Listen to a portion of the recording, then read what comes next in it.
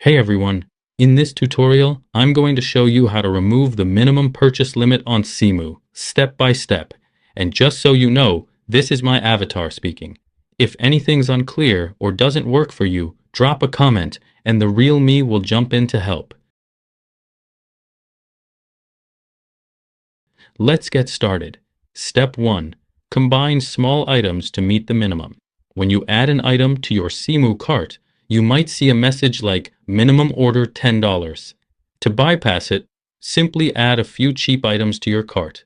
Search for items under $1 or sort your search by price, low to high.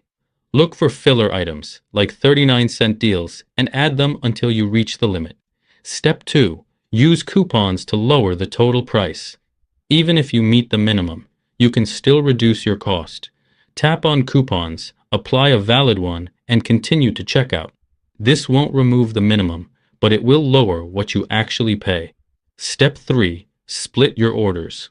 This is my personal favorite. If your cart has items that qualify for free shipping or don't require a minimum, remove everything else. Check out with those items first, then come back and place your second order.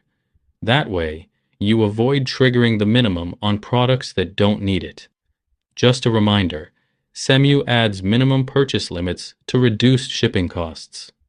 There's no official setting to turn this off, but these tricks help you work around it and avoid spending more than you need to.